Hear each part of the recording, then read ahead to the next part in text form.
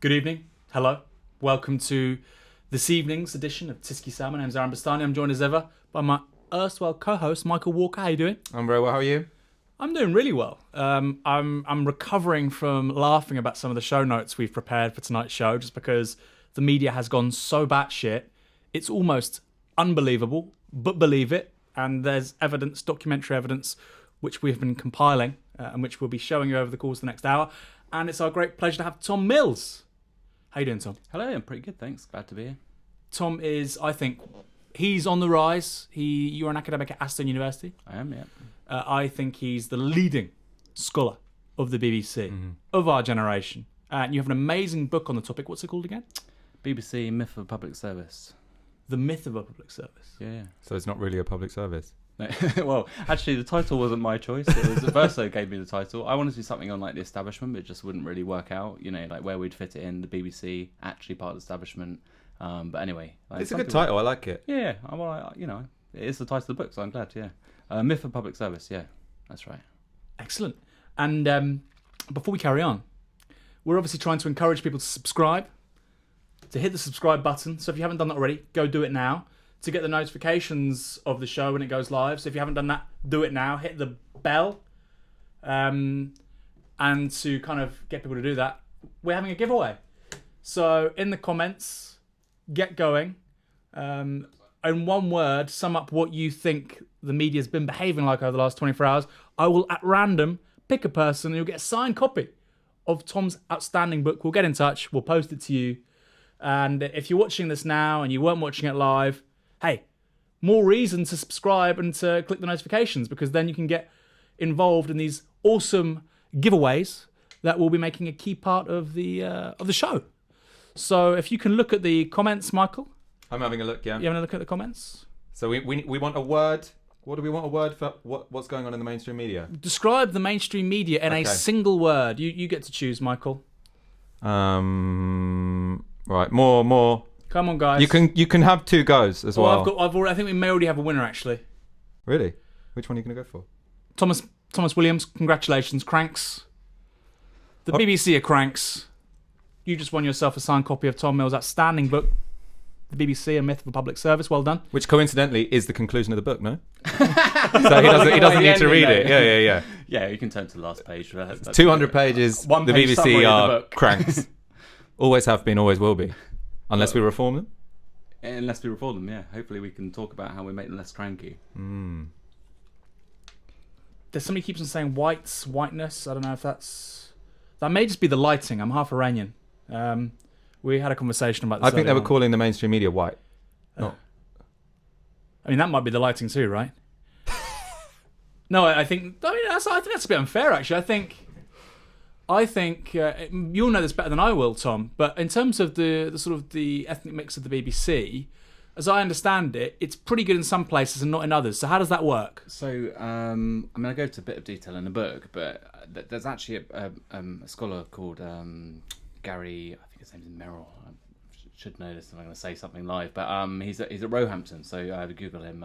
You're allowed to make mistakes on the show. Good. Well, I just did. But anyway, Gary as it was working on a paper that's looking at the background and the makeup of leading BBC journalists, and according to his data, which I don't think is published yet, the ethnic makeup's not that bad. You know, it's broadly in keeping with the census data for England and Wales.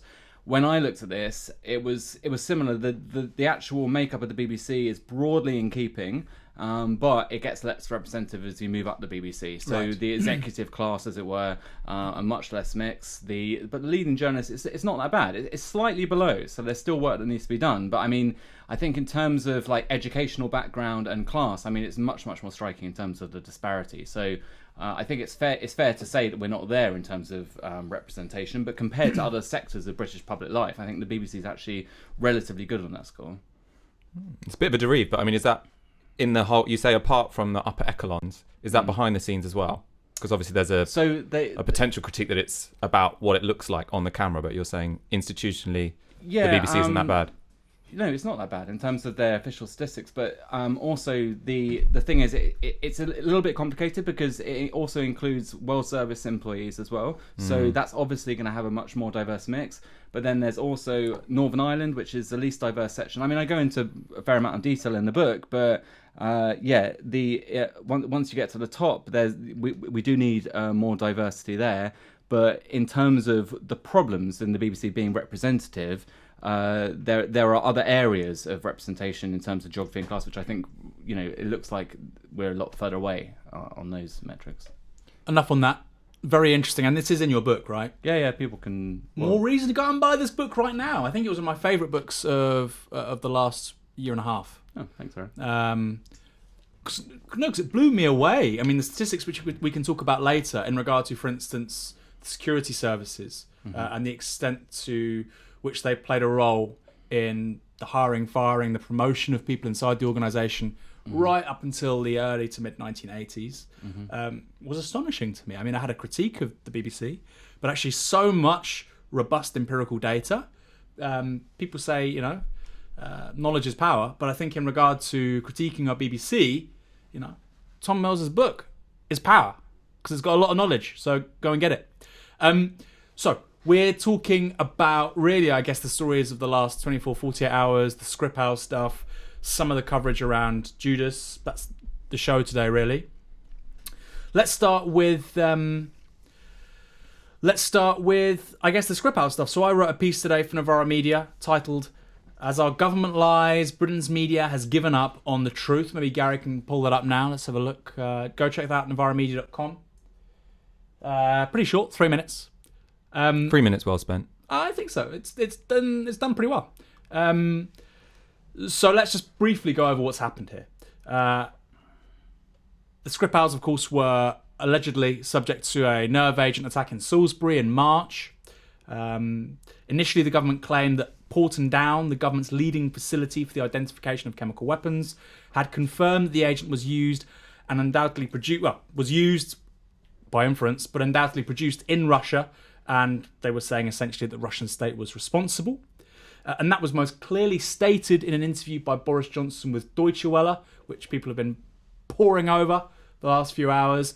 And that was, I think, on March 22nd or March the 20th. So we're just going to go to that video now.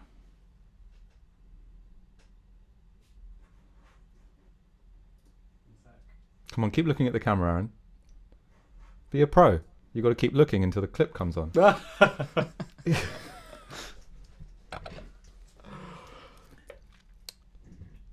So it was...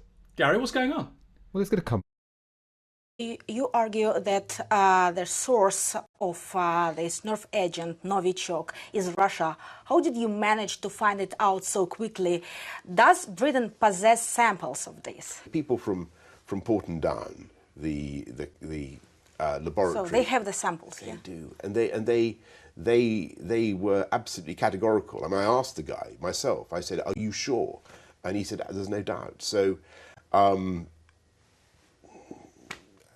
we have very little alternative but to take the action that we have taken. I mean, the way he goes, I asked the guy myself, and he goes, I mean, it's a fabrication. He's clearly just lying. He's just bullshitting through his teeth. So anyway, that's quite obvious what he's saying there in regards to the evidence that had been submitted by Porton Down. This was then kind of compounded, although not as much as some people are making out, by the British ambassador to Russia. Yeah, no, so I mean, it was 100% confirmed by the Foreign Office Twitter feed, which should be managed quite carefully, you'd imagine. So we might be able to get the tweet up that says Porton Down had confirmed that Novichok was produced in Russia. So there's no ambiguity there. When you watch the video that it's from, so they say it's truncated from a speech by the British ambassador, and it was slightly more ambiguous when he said it. He said, Porton Down have told us it's Novichok, and we can also confirm it's from Russia. Can we cut to the video? Is that all right? Yeah. Let's cut to that video. If we can. Doctor something. He's a doctor. But he's a doctor of poetry. You're really working Gary hard today, aren't you, Aaron? Well. Summer's almost upon us. Needs to work out. Needs to get those beach muscles. Gary? What's going on? Maybe the BBC is sabotaging us. Maybe this is a COINTELPRO Mark II.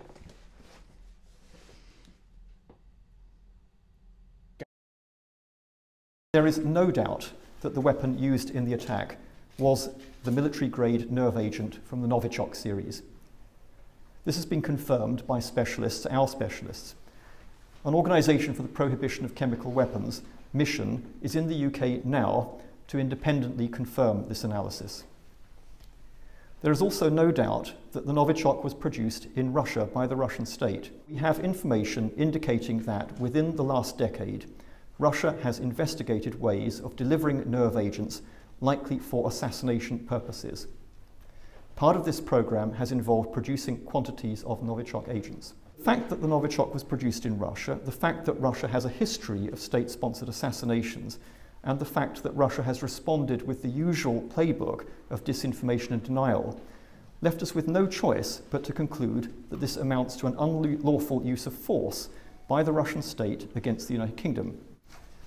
All of the UK's actions have been fully consistent with our obligations under the Chemical Weapons Convention to the Organisation for the Prohibition of Chemical Weapons. At the Russian Ministry of Foreign Affairs yesterday, Russia said it would not respect the conclusions of that independent OPCW analysis. It doesn't make any sense. Anyway, so we're going to cut in a minute to the interview with Gary Aitkenhead, which kind of disputed all of this on Sky News yesterday. What's going on? Michael, you've not said much. What is going on? What's going on? Because we're about to see what Gary Aitkenhead says, but provide a bit of context for those bits of video content we just looked at from the Foreign Office and from Boris. So what we had at the beginning of this crisis was the government were using quite careful language. So they were repeating that it was of a type developed in Russia. So the chemical weapon that was used in Salisbury. Salisbury or Salisbury? Salisbury. Yeah. Neither of them. Salisbury. Was of a type developed in Russia. Boris Johnson's gone a little bit off script because I think he wanted to be even more persuasive, probably to embarrass Corbyn. I mean, I think. Do you think he's just gone off script? Do you think that's it? Well, I think he was in a way playing politics and sort of saying, "Why do we have to be so circumspect? Can't we just be more confident and sort of say it's the bloody Russians?" So I think he went on TV and said it was the bloody Russians, and that Portland Down have told him this personally. And the Foreign Office seemed to have. I mean, he's their boss, right? So they've sort of mopped up behind him, and that's become the line of the Foreign Office. Which is what Craig Murray asserts, right? He says that Craig Murray's saying that the Foreign Office is upset about political pressure coming from the government to find things that aren't necessarily there. Well, so Portland Down upset about the Foreign Office putting pressure on them to confirm stuff that they're not in a position to confirm. And then civil servants in the Foreign Office a bit concerned that Boris Johnson's trying to get them to confirm stuff they're not ready to confirm. Right. But enough people were happy to confirm something without there being the evidence to do it. Tom, this sounds remarkably like the dodgy dossier. Can you sort of isolate how there are some parallels here? So it looks, we don't know what goes on in Boris Johnson's head. I don't know that anybody does. But if we were to piece together, I think, what we do know, or at least what Craig Murray has claimed with what has actually happened, it seems to be that there's a conflict between the Foreign Office, or at least Boris Johnson, and officials in the Foreign Office, and scientists who are working for the government who are put under pressure to produce evidence to say that, okay, this attack can be laid at the door of the Kremlin, and that therefore this particular action was justified, okay? So it looks to me like there was, according to Craig Murray, there was this negotiation between the scientists and officials and Boris Johnson as to the particular phrasing that would be used. They reached a compromise, which was this phrase that was rolled out again and again, which Michael just mentioned, of a type.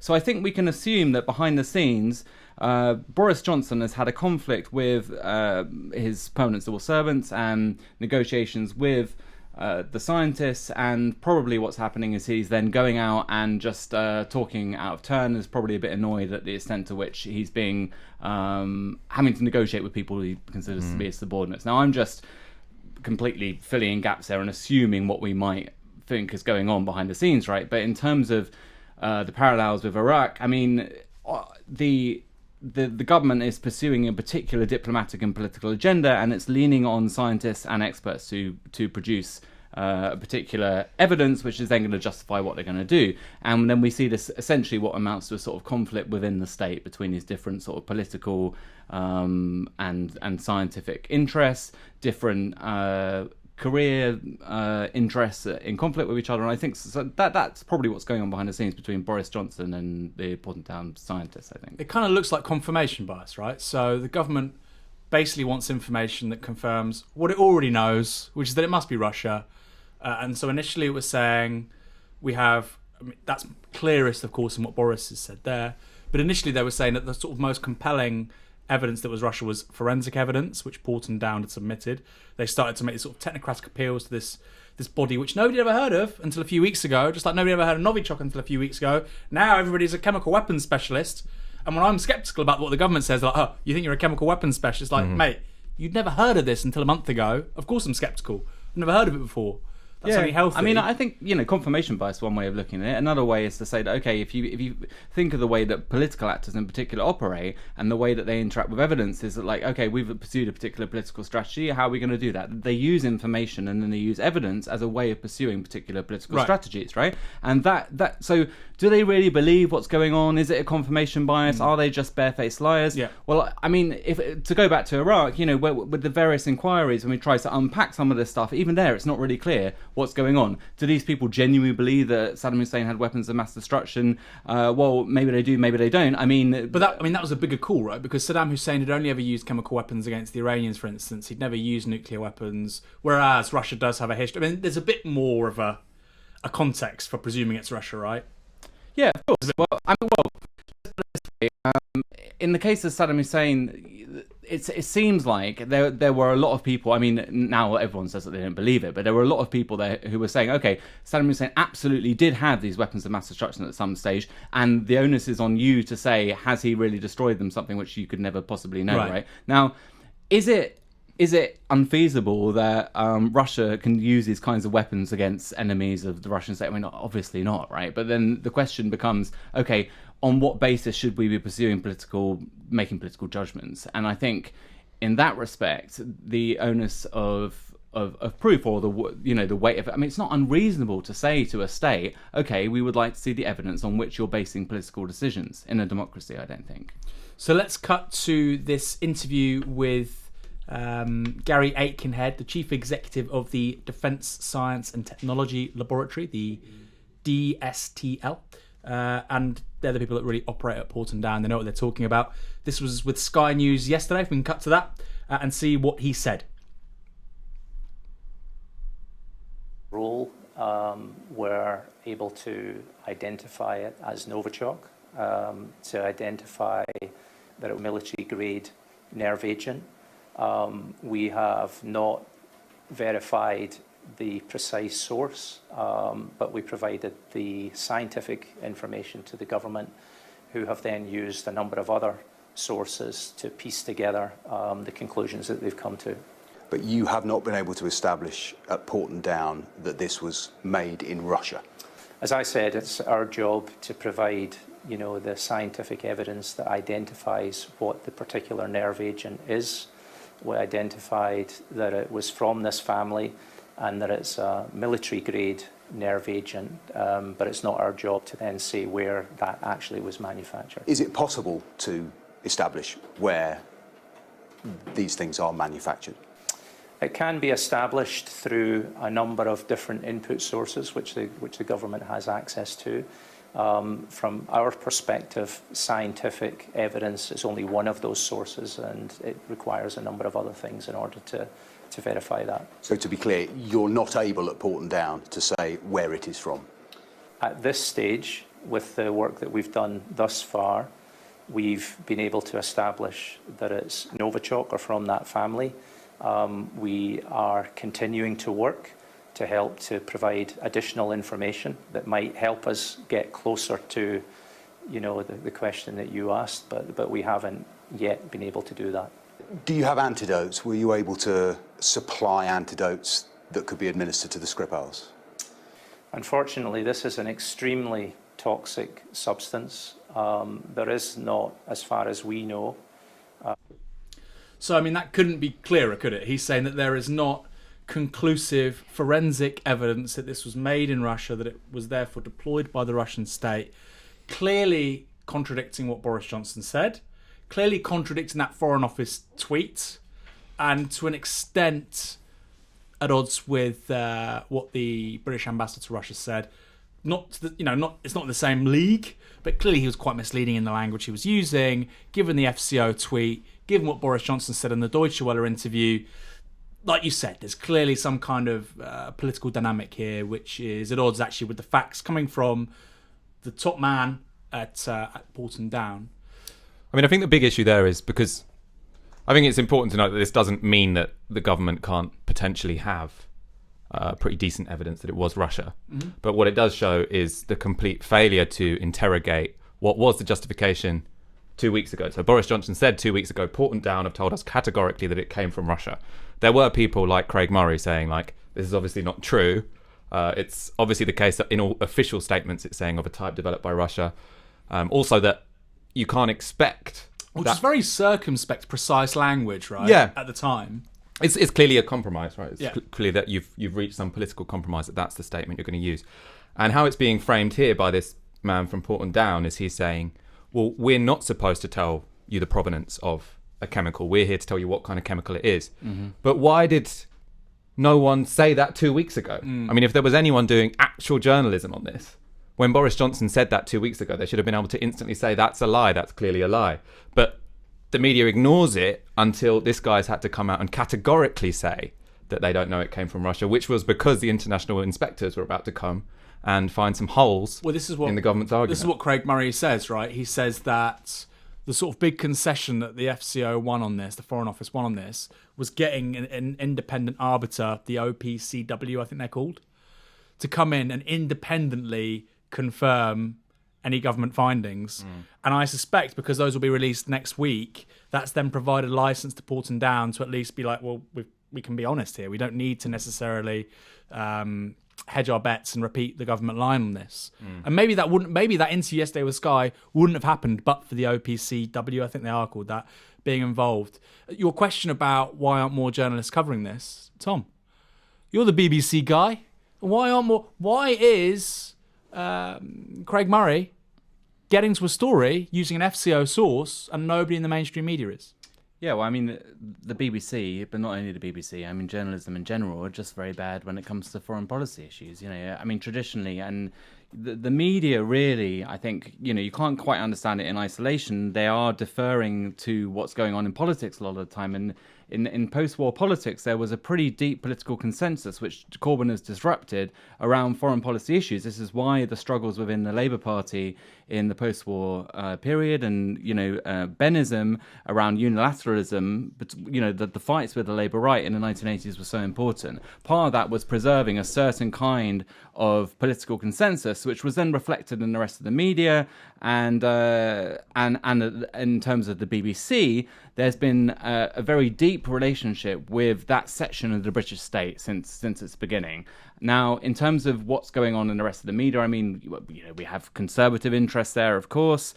We have a political consensus in the political system, and we also have, symbiotic relationships between parts of the state and the media. And some of that stuff in the Cold War period is pretty well documented in terms of people's relationship with, you know, the secret state.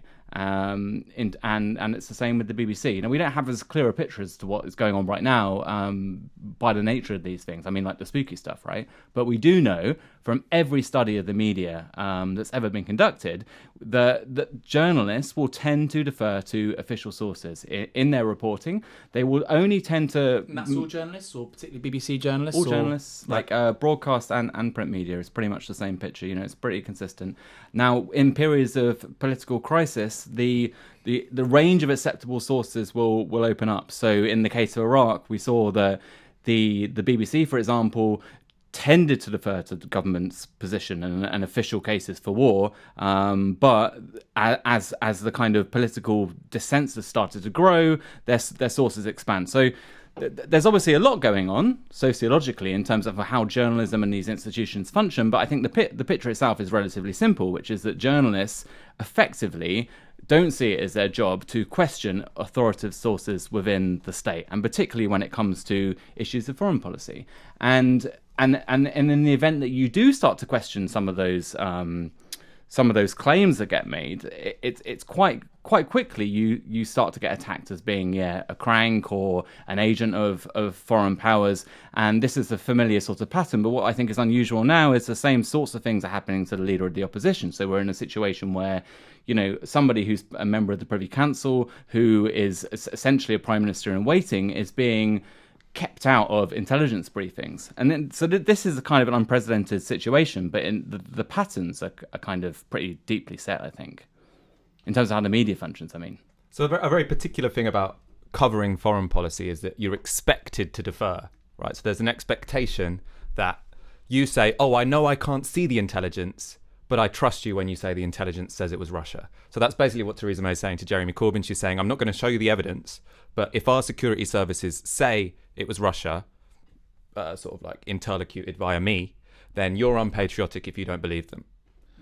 And it's the same with the media, right? So the BBC are there saying, well, we can't see the evidence. Obviously, it's top secret, and we can't tell you the evidence because we don't even know the evidence. But because the government have told us the evidence is there and it's top secret, and we have to assume it's top secret for a reason, then you're supposed to, in the national interest, defer, which is a problem if you think that the Secret Service might potentially have either a political agenda or be manipulable by people with a political agenda, which, I mean, we know is the case, especially because of the lead up to Iraq. So, I mean, you'd have to be an idiot to just accept anything the Secret Service says is the case without any sort of interrogation, but that's exactly what's expected of anyone. This is going back a bit, but with the whole Corbyn is an agent of, Czechoslovakia. Agent Cobb. The Agent Cobb scandal, which, now seems ancient history because we've gone through various other scandals. But at that point, you remember at the beginning of it, Seamus Milne implied in a statement that the intelligence services had a problematic history. And there was just kind of like,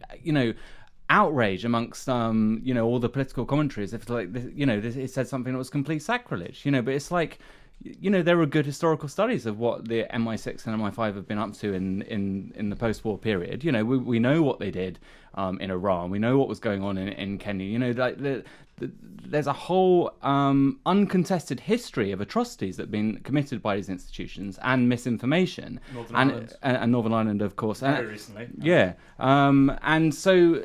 Yeah, and that stuff's still coming out in terms of like supporting death squads and so on. So this kind of information is a matter of public record. We don't know a lot about these institutions by the nature of what they do, but we know enough to know that one, they're not to be trusted in terms of the information that they put out, and two, that yes, of course they serve particular political agendas. In terms of this goes back to this question of what is foreign policy and who's allowed to contest these issues. We have a state which in the post-45 period was never claimed in a sort of democratic fashion, and this is a big problem. And I think what's quite exciting about Corbynism, as well as the economic stuff, which is I think what drives it, is the potential to try and question and push back against these kind of consensus. I'm going to come back on that. I totally agree with you. There was a reckoning economically after 1945.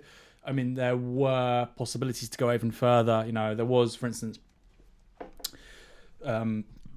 public sort of requisition of land and so on. It could have gone a lot further, but it was still pretty radical in the context of obviously Britain. But like you say, there was a real continuity there with military spending, with defence and foreign policy. I think in the Korean War, which we entered the Korean War under a Labour government, right? I believe, might be wrong, 1950, I might be wrong. But UK defence spending around that time was the highest it's ever been as a percentage of GDP. And that was because obviously we wanted to maintain this pretense of being a global player. The stuff you just talked about briefly in regards to Iran. 1953 we go into Iran, but it all sort of starts in 51, again under a Labour government. And I think it's Bevan or who was the Labour London mayor or the head of the GLC? Ken Livingstone? No, in the 50s. Oh, in the 50s, right. Sorry. Don't know. Herbert Morrison. Oh, okay. And Morrison was promoted to replace Bevan, and he was just like, and in the words of the US Secretary of State at the time, he said that Britain was bent on a rule or ruin policy in Iran. And this was a Labour government. And like you say, there's never been that reckoning with Britain's imperialist foreign policy, the view it has of itself as as an assertive global player militarily continued, obviously, not just with the post-45 government, but also with Blair. I mean, the Blair government loves wars more than John Major because they're trying to buy into a certain vision of what left governments have to do to build mass consent and to not really have problems with the deep state. And like you say, this is, in terms of where we're looking at ruptures with a Corbyn government, this seems like the biggest one, right? Mm-hmm. Yeah, and I think it's worth mentioning as well that even with that immediate post-war period, it was really in like 47, 48 that the Labour started to row back a bit, and that's the point at which that Atlanticist kind of consensus gets cemented. But there was continual struggles, political struggles, and a lot of that stuff involved propaganda. So the Foreign Office set up a propaganda unit that was trying to promote anti-communist leftists, so like people like people who then later become like the Labour right, who are pushing for these pro-American kind of pro-NATO positions, are all being supported by an infrastructure of political propaganda which is run out of the Foreign Office and of course from the United States and the CIA. So there were ongoing political struggles in the Labour Party around these kinds of issues, and actually the intelligence services and sections of the British state, like the Foreign Office, were themselves players within those political struggles. So it's worth remembering that when we talk about the nature of the Foreign Office and the nature of the British state. On the one hand, these are institutions where you get players in tension with each other, which you can see in situations like the current scandal, but on the other hand, as institutions, they are also political actors, and they do have a stake in what's happening with Labour and the Corbyn movement. So I think all of that's playing out in the media at the moment. We have different actors within and different interests at play, all of which are against the idea of a Corbyn-led government for different reasons. I mean, I think one thing that's interesting about the reaction to Seamus Milne's comment a few weeks ago, where he said, the Secret Service doesn't exactly have a perfect record. I was rereading your chapter on the BBC and war today, and what that sort of impacted on me was the idea that the cost of breaking ranks on foreign policy is really fucking high. Mm-hmm. So after the Iraq War, once sort of part of the establishment have said sort of like, oh, maybe this is a fuck up, then the BBC start to report that, yeah, maybe this is a fuck up, maybe the intelligence wasn't correct. But the first person to say maybe the intelligence wasn't correct, like, gets the whole weight of the security establishment coming down on them. And what you heard a lot quite smugly from the Labour right those few weeks ago when Seamus Milne said it was, oh, but this isn't Iraq. What a ridiculous comparison. This isn't Iraq.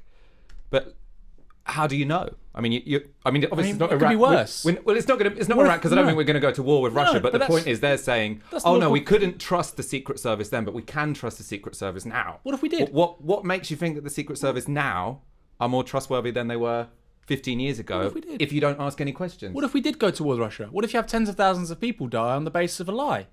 I mean, that's the end point. I agree with you. It's highly unlikely. But, I mean, that's why we're contesting the things we're contesting. It's not a joke. Geopolitics, diplomacy, war is diplomacy by other means. I mean, this is why it's important to actually have some fucking evidence when people are claiming that there's state-sponsored assassinations in one country or another. That's why you need evidence, because the stakes are pretty high. Yeah, I agree. I mean, obviously, Britain doesn't want war with Russia. I mean, that would be an act of insanity. But that doesn't mean that it wouldn't think that events can't spiral out of control. And it's an extremely dangerous game that they're playing in terms of what looks like an attempt to solidify a diplomatic, political, and military alliance against Russia within Europe, and part of that general push that's coming from Britain and the UK. I mean, I just think the whole idea of military and diplomatic, ranking up of military and diplomatic tension with a state like Russia, just seems to me to be like just the most irresponsible thing. And for the people on the Labour right who are sort of, seem very impressed with this kind of rhetoric, as if some good was going to come of it. I mean, what I don't understand is like, well, what is the actual outcome that people are driving towards here? You hear a lot of rhetoric about, human rights in Russia and the rest of it, but it's very, very unclear how an increase in political pressure between the NATO powers and Russia is going to do anything for for people working in human rights in Russia. I mean, they obviously don't think that, right? So what? So you're increasing a risk of war, and the fact is that we can't go along like all these international relations people assuming that states are these like inherently rational actors that don't just do things that are completely reckless and will result in millions of deaths, because we know that that's not the case. Like, history doesn't make sense really if you think that. Including not only Western states but all states, but Western states in particular, where there tends to be this kind of assumption that, okay, the United States and Britain are these kinds of rational actors, they would only do something if they had the evidence. I mean, that's not what actually happens. Some of we know quite a lot about these states, but I mean, again, you're going back 30 years, 30-year rule, but we can piece together a lot of events, and the picture that does not emerge is one of a sort of rational political actor that's not going to be reckless and cares about the human consequences of its actions. So I think it's right for us to demand of this state, okay, if you're going to pursue a line of political action, we want to see what the evidence is. And I think it's also worth mentioning that intelligence does not amount to evidence, right? There is a difference between one or the other. What intelligence will do will allow you to pursue, further lines of inquiries or actions, but it doesn't. It's not amounting to evidence in the sense of like, when we talk about courts or. It's a very different category of information, I think. So, and we certainly can't rely on claims that are coming from a state when they say they have intelligence to then pursue a particular line of. Gary, can you pull up a picture of Frank Gardner while we talk about Frank Gardner? So yesterday I made a tweet about Frank Gardner. I think it's Gardiner. And I said that, the BBC's resident spook. And you liked the tweet, Tom. I don't want to get you in trouble. But, I mean, there is some, not necessarily that he's a spook, but there is some evidence that you go over in your book. Yeah. In terms of his relationship to the security services. So can you briefly just talk about who Frank Gardner is? Yeah, well, he's a former investment banker, I think. He came to the BBC, and then when the so-called war on terror began, they said, would you like this job as being our war on terror correspondent? And he said, that sounds kind of silly, but I could be your security correspondent. But he's more or less his sort of job at the BBC is basically to build up close relationships with what they call security sources, which is, I mean, it's a range of people. It's like, private risk consultants, security actors, the sorts of people who advise companies on their investments in various countries, right? People close to oil corporations, and it's of course the spooks and the Foreign Office. That's more or less his job, is to liaise with these people, and if you think of he's like a Nick Robinson does a sort of embedded reporting where he sees his job as essentially going to Westminster and explaining to you, like almost like an anthropologist, what these people are up to, what they're thinking, and what's going on. You can understand the political game that's being played out there. That's what Nick Robinson sees his job as being, or did when he was political editor. He's now at Today, of course. That's his pitch to explain what he does, right? He's an embedded reporter within the political elite. Now, Frank Gardner's job is pretty much the same thing. Like, that's how a lot of BBC journalists see their job, is going out there and embedding themselves with these particular sections of the elite. Now, I'm going to mention another guy, Mark Laity, who was formerly a defence correspondent at the BBC, who later went to work for NATO. And actually, it's kind of interesting, right? Because what's his name? Mark Laity. Yeah, I hope I got that right. Right. And now what happened was he had a reputation, and this came out through the Hutton inquiry, as somebody who was just not critical enough of the MOD. I mean, that was obvious given that he then went to work for them, right? Now, what's interesting is that Greg Dyke, who was Director General at the time of the Iraq War, and, he did some good things. Like, so we were talking earlier on about the ethnic mix of the BBC. He said, the BBC's horrendously white. We need to do something about that. On some things he was good, okay? He was not bad on pushing back on that sort of political journalism that I think Nick Robinson kind of represents.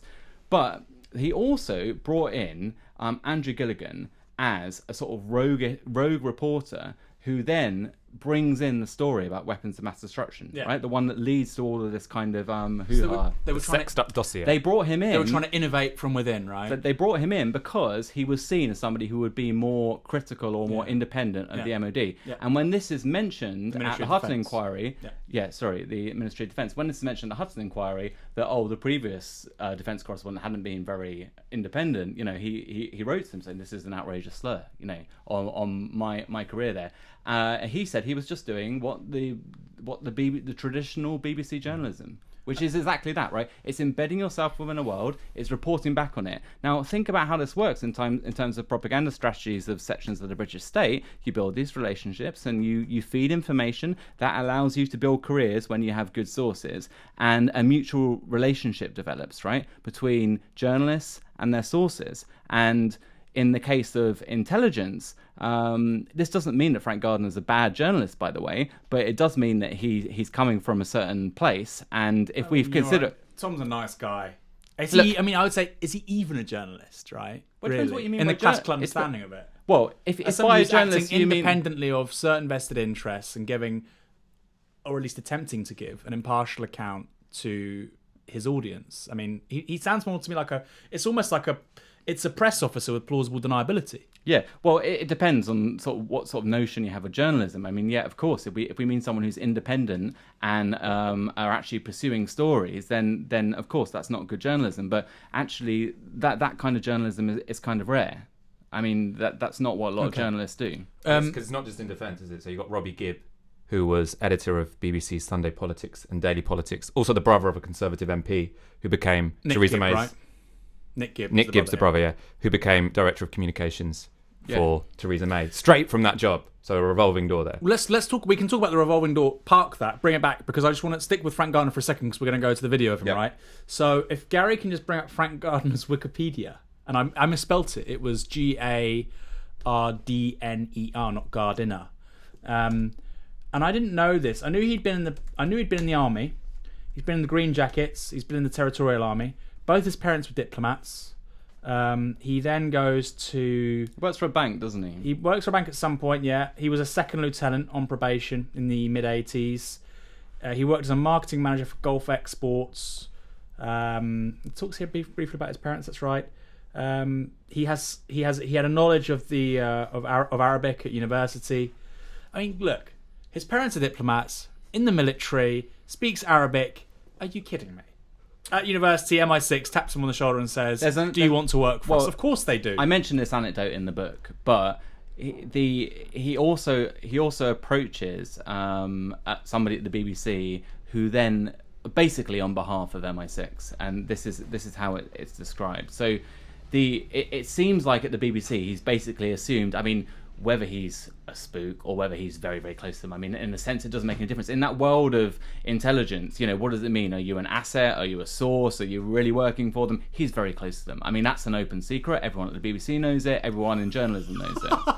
Isn't that crazy? I mean, if you told my dad, who doesn't trust the BBC, but whatever, he's just a regular person, he'd be like, wow, that's like there's someone who's sort of basically, it's openly known that they're an informant at best, or an asset for the intelligence services, which, as your book rightly highlights, I think, again, so much empirical data, I mean, just not even widespread, it's like the norm, right? It's like a de facto informant, right? Because it's like he's not on the payroll of MI6, but he might as well be. He may be. I mean, who knows? Who knows the arrangements? But like Tom says, it doesn't really matter, right, in that sense. Yeah, the question is, like, you know, what kind of journalism are they doing? What kind of information are we getting? What kind of interests do they represent? I mean, I think, you know, in that case, it seems to me to be fairly transparent. And again, I mean, I don't think doesn't mean he's a bad journalist. Or it just depends what kind of notion of journalism you bring. To be honest, the clip we're about to show does show he's a bad journalist. Yeah. Okay. So he has very low critical capacity. So yeah, that is. Have you got that, Gary? It's my status, and it links to a video, which Gary can bring up. We don't want to confuse it with the paper review with Jane Merrick, which we'll talk about in a second. We've got some really funny clips in a second. But this is a video which basically brings together the comments made by the gentleman at Porton Down, the CEO, Boris Johnson, I think maybe the ambassador to Russia, and then finally Frank Gardner. And this is astonishing. This is like 2 minutes 40 seconds, and that may feel boring or whatever. Watch the whole thing through. And I've tweeted the video. I mean, it's just one of the most stunning pieces of barefaced lying by the media to cover for the foreign secretary. So if we can go to that, and you'll be blown away.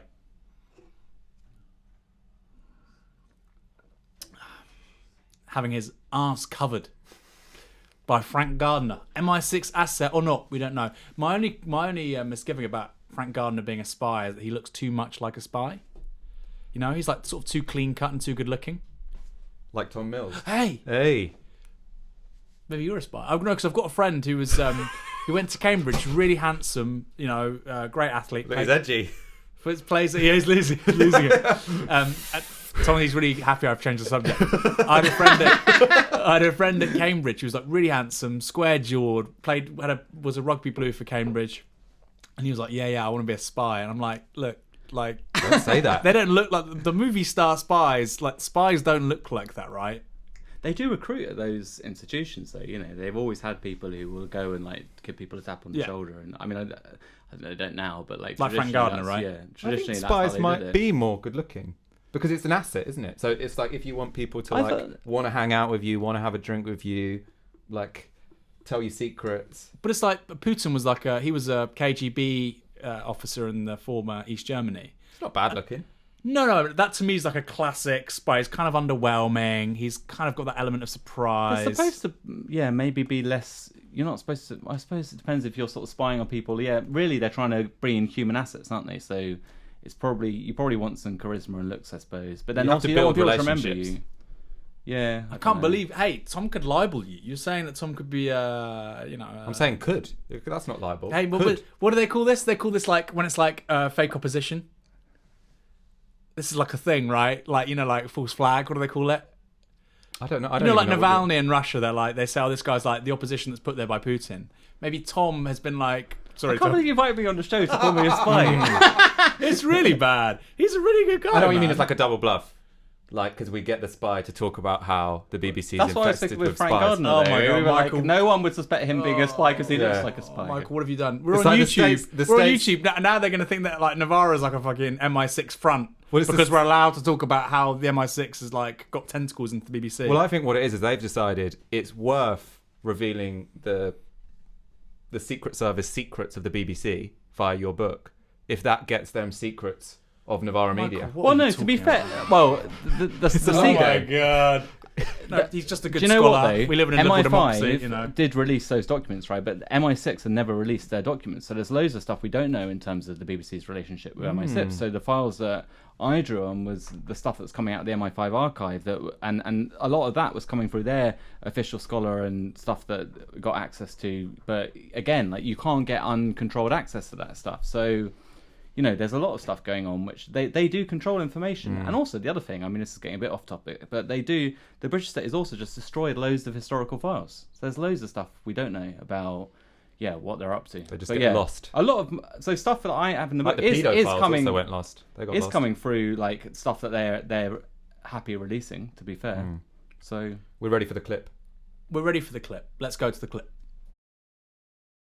Opponents of the government say this is somewhat at odds with earlier assertions made to German media by the Foreign Secretary.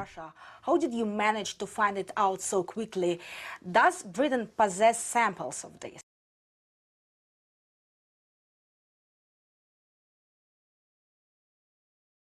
Mr. Johnson, you argue that the source of this nerve agent, Novichok, is Russia. How did you manage to find it out so quickly?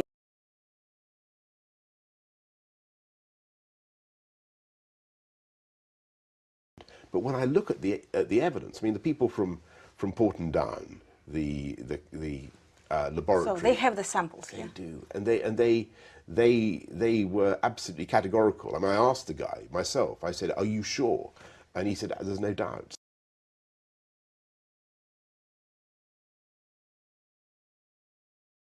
Boris Johnson appeared to say in an interview with German television last month that Porton Down told him there was no doubt that it came from Russia. That's not true. He didn't say that. He actually said, Porton Down said it was no doubt it was a type of strain of nerve agent.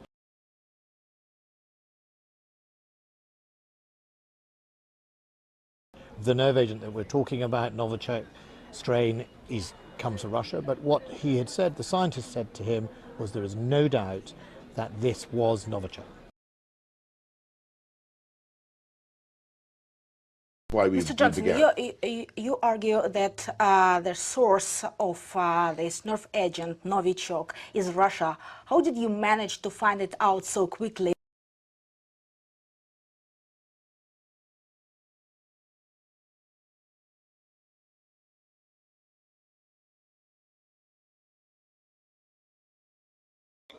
The Boris Johnson interview that you saw there was, I think, equivocal.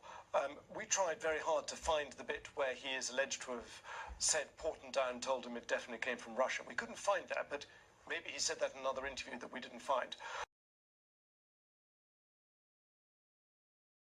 Mr. Johnson, you argue that the source of this nerve agent, Novichok, is Russia. How did you manage to find it out so quickly? But when I look at the evidence, I mean, the people from Porton Down, the laboratory. So they have the samples. They do, and they were absolutely categorical. I mean, I asked the guy myself. I said, "Are you sure?" And he said, "There's no doubt."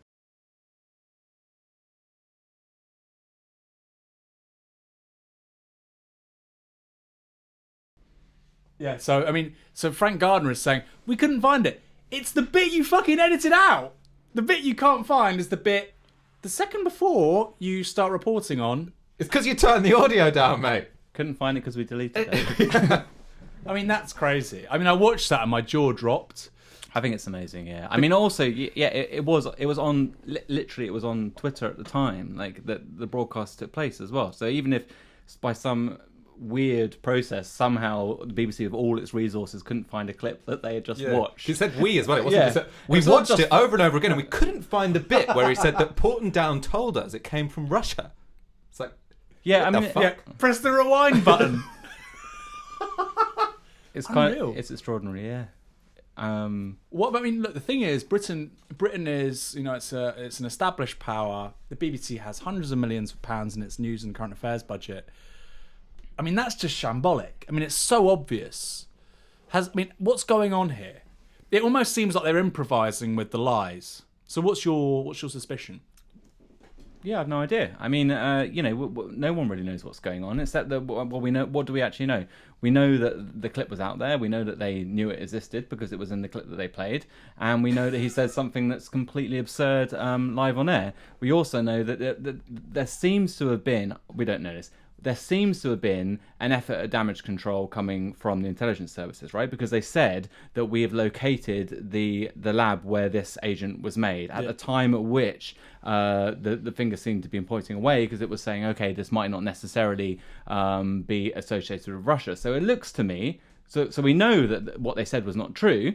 We know that the BBC, that Frank Gardner in particular, has very close relationships to MI6, and we also know that the intelligence services have put out a story which in the context looks like damage control as they start to lose control of the news cycle. So I don't think it's unfair to assume that that's what's going on. And then it ends up in a very, very silly place where you think, well, how could they be this incompetent to make claims like that? Well, under pressure and saying something that looks implausible. I mean, you know, I just don't know. I mean, it seems so beyond ridiculous. You kind of think, well, how could they possibly make that claim? But go on, Michael. Well, I mean, we're going to cut to the Jane Merrick BBC thing in a second. Go on. Yeah. Give Gary some warning. Working class hero Gary, as they're saying in the comments. What was I going to say? By the way, it's true. Oh yeah, well, I suppose in terms of, is it just a cock-up? One difference between this and the Iraq, I mean, there's obviously loads of difference between this and the Iraq War, but what was going on in the lead up to the Iraq War was it was a long planned thing. You know, there was the people around Tony Blair and people in the security establishment were trying to build a case to go to war over a period of months, and they sort of set the schedule. Whereas in this case, unless you have a real high-level conspiracy theory, this took the government by surprise. Can I just make a comment about that, actually, Michael? Because there's this sort of cliche that journalists often come out with, which is that I'm much more subscribed to the cock-up version of history than conspiracy. I don't know if you've ever heard someone say that. It's quite an annoying thing that people say. Now, the thing is about this is it's a very... Is this you getting back from me saying you're a spy? I'm working towards a serious point here, right? The idea of the cock-up theory of history, which is the idea that people are making mistakes, and if we piece together like a chain of events, we will see that actually there's no grand plan. That much is sometimes true, okay? But the thing is with the cock-up theory of history is that when cock-ups are only going on in certain directions, that tells you something about how these institutions are functioning, right? You don't cock up at the BBC in one direction. You may cock up in the other. Now, the reason for that are complex, to do with, like, you know, the editorial culture, to do with the relationship to sources and the rest of it. But actually, the idea of conspiracy, I mean, that's kind of an erroneous notion anyway, but the idea of having a particular political culture and a series of cock-ups is completely compatible with each other. So I can accept that there are cock-ups going on all the time, but that doesn't mean there's an overarching set of interests or even a political strategy at play. And that's also very different to a conspiracy, right? Because no one's meeting and saying, in, you know, such and such a time we're going to do that, but there is a shared assumption about what we want to get out of different situations, and people cock up all the time, of course. Well, I mean, I think what happened here is Boris Johnson cocked up because of sort of hubris, and the BBC institutionally is willing to cover for the British Foreign Secretary, whoever it may be at that time. I think it's deeper than that. I mean, we'll talk about this later on, but I think there was an agenda really to just weaponise the whole issue to hit the opposition. It probably is Russia. I mean, by rational inference, yeah, it probably is Russia. But the early evidence didn't say that, and I just think that the government of the day saw it as a political opportunity, and this then sort of... this aligned with, as you've talked about, sort of the political culture of the BBC, which is just totally uncritical about foreign policy, and now we're now seeing that follow through. We'll talk about this more in a bit. I mean, I mentioned it in the piece I wrote earlier on today. When you look at how robust actually the real fourth estate has been, online digital media, bits of the mainstream media, The Guardian. Other than that, not really. Between that and then an actually functioning opposition, this has fallen apart in like a few weeks. Mm-hmm. And it does make me wonder, if you had both of those variables at work with Iraq, I honestly think that the dodgy dossier wouldn't have stood up for like 2 weeks. Forget whether or not we would have gone to Iraq. It would have been like a complete storm in a teacup, I think.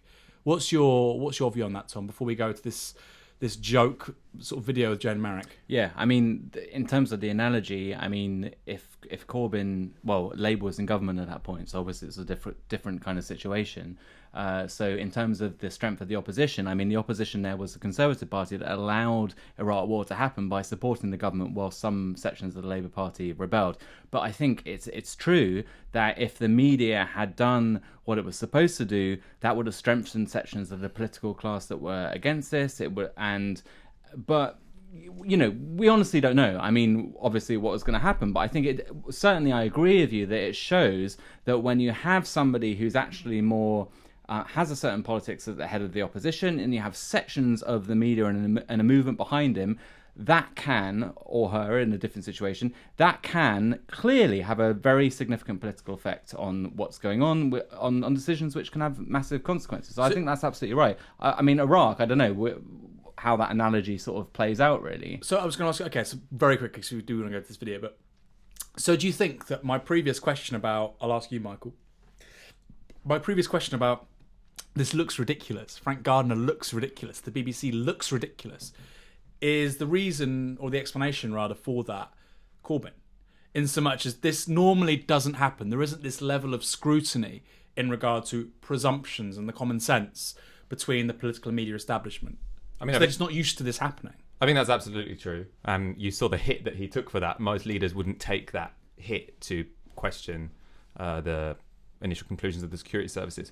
I think in terms of you saying the fourth estate is stronger now, I'm not sure about that. I mean, I feel like political space has been made for The Guardian, for example, to do some serious investigative work about how the government has come to this particular conclusion about the Novichok coming from Russia. And I really don't think they've stepped up to that. Like, the political space has been made for some serious investigations and no one's doing it. And I think that would have been done in 2003 because there were some serious foreign policy journalists. The Guardian on Iraq was bloody weak, mate. I mean, that's just not true. But didn't they? I mean, they would have had people like Seamus Milne sort of... Yeah, comment journalism, but it wasn't... But what I mean is there's no one even to fill that gap. So a gap has been made politically by Corbyn, and no one apart from a couple of bloggers well, you say a couple of really questioning... You say a couple of bloggers, but the traffic right now that's going to some of these websites over this stuff is pretty big. And okay, it may not sound like much, but at the same time, you know, more people are reading the Metro or the Evening Standard than the Sun. So it's a sizable thing. The only thing I would say about this is that, you know, looking back on Iraq and everything that happened, I think we do need to remember that there was definitely a growing political pressure. I mean, first of all, there was an online community at that time. It didn't operate, quite like social media does today, but that was significant in itself. There was student opposition to the Iraq War. I'm old enough to be of a time where that was politicizing for me in the same way as which the anti-austerity stuff was for younger people, and a lot of that stuff did actually have a stressful effect on the British state. And I think the difference was then that we had sections of the Labour Party supported by the Conservative Party which were able to withstand that kind of political pressure. I think it's also worth remembering that that movement in opposition to the Iraq War, although it was unsuccessful, did propel Corbyn during that period and define some of his politics that has allowed him to withstand these kinds of pressures that he's under now. So it's not just that he's part of the Corbynite movement. He also has that experience, which precedes the anti-war movement around Iraq. But that was a key part of how Corbyn defined himself, and that, I think, has given him the confidence and the understanding of how to navigate these kinds, the situation we're in now. So I'm not sure if I'm agreeing or disagreeing with you about your point, but I think do you think the Iraq War would happen now in terms of what we have on online media and the scrutiny it brings to political decisions? I think we need to remember that even without that, the majority of people did not accept the intelligence. There was, it shifts between a sort of polarity and a majority of people against war, and there was the biggest mobilization in political history. So the idea that if we had these sort of social media capacity, that would have created a blockage in the political system. I'm not completely convinced that that's the case. I mean, no. But look, an effective opposition would have made a big difference. Of course, social media. Right? I mean, I think with social media, with the kinds of means of communication we have now, you would have seen more resignations from the cabinet. You just would have. It wouldn't have just been Robin Cook and Claire Short, right? I think it would have been more. She didn't resign in the end, I thought. I think she left the cabinet. I think she did. I thought she did. Yeah. I think she did. But anyway, I think there would have been a bigger sort of conflict within the Labour Party. I think, which was managed. Internal party management in Iraq in regards to the Iraq War was pretty effective. I think new media would have stopped that to an extent. Would it have stopped the war? I don't know. Because, like you say, I think that's probably the bigger variable, right? Is the absence of effective opposition. I think the two, what we're seeing now is, the governments can't really lie about foreign policy decisions big time. With an intransigent, principled leader of the opposition with relative party coherence behind him, he couldn't have done this a year ago, right? I mean, now is quite a unique time for him. Yeah. And with the new media stuff, I think that's my hypothesis anyway. Let's go to, this is like watching CBeebies. Let's go watch this paper review with a few alleged journalists. And I think it is actually, it's a real pity to watch Jeremy Corbyn wade into this and sort of almost with glee to say that he was right and that we should proceed with caution, when actually the international community backs Theresa May on this. Yeah. And I think it's very disappointing. Jeremy Corbyn, of course, has been seizing on those same remarks and saying, well, look, it justifies his concern that the government was too quick to pin the blame on Russia. But isn't it a concern, I think, for, Jeremy Corbyn is sort of taking the word of the Russian government rather than the British government. I think that's quite worrying, actually.